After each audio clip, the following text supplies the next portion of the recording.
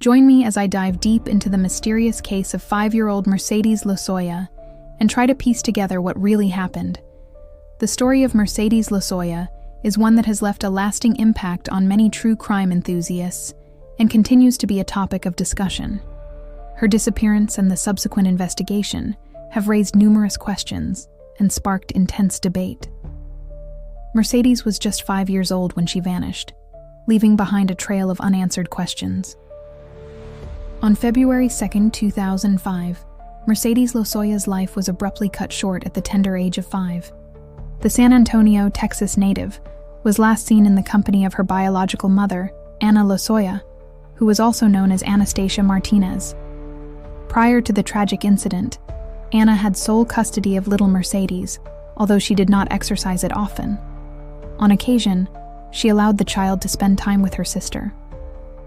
The situation became complicated after an altercation between the two sisters in which the younger sibling was accused of sexually assaulting her daughter.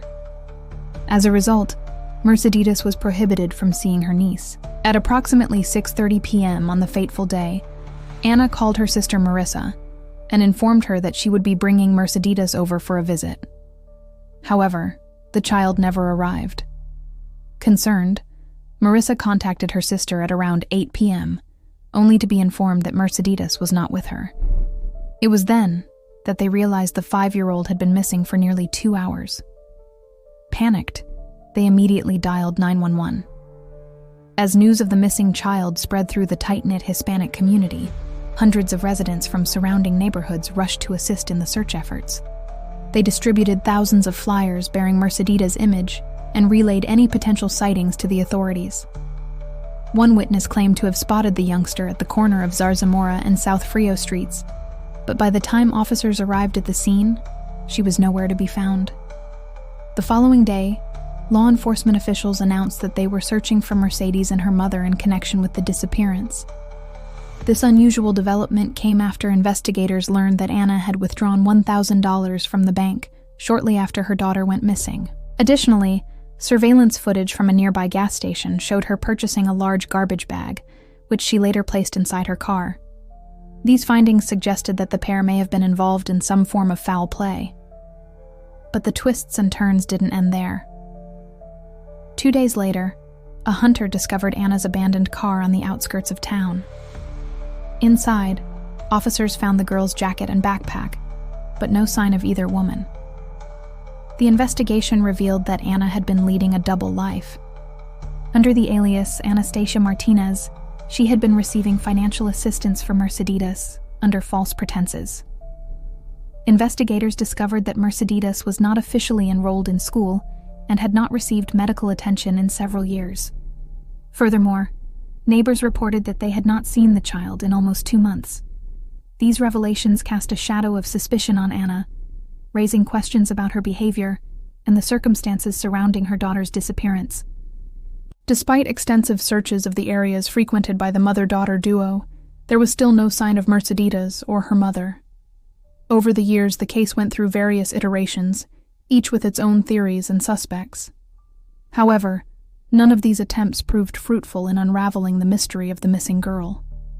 One individual who found himself at the center of the investigation was Rudy Riascos, a family acquaintance. When questioned by the police, he admitted to having had conversations with Ana regarding Mersedes. However, he denied any involvement in her disappearance. Adding another layer of complexity to the case, Ana had reportedly discussed the possibility of selling Mersedes with another man named Jesse Cardenas, a fact that came to light during a recorded phone call from jail. This revelation led to Cardenas becoming a person of interest. His wife, Alma, even confessed to disposing of Mercedes' body, but later retracted her statement. Despite these confessions, both Cardenas and Riascos were ultimately released without charges being pressed. Months turned into years, yet no trace of Mersedes could be found.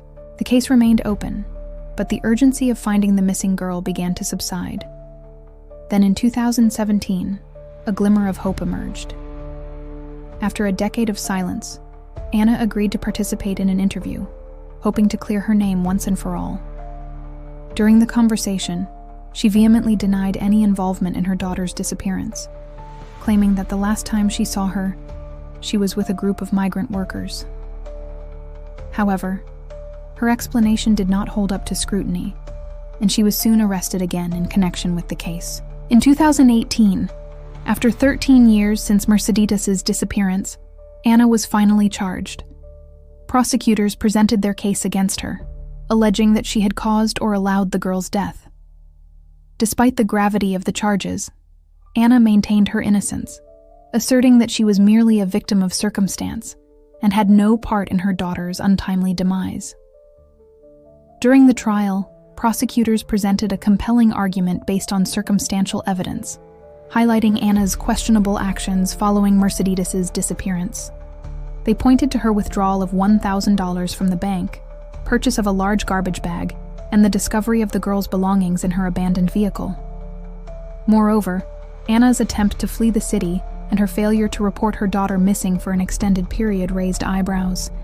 However, defense attorneys argued that the prosecution's case lacked concrete evidence directly linking Anna to her daughter's disappearance. They suggested that other individuals could have been responsible, citing the numerous persons of interest who had access to Mercedes before she went missing.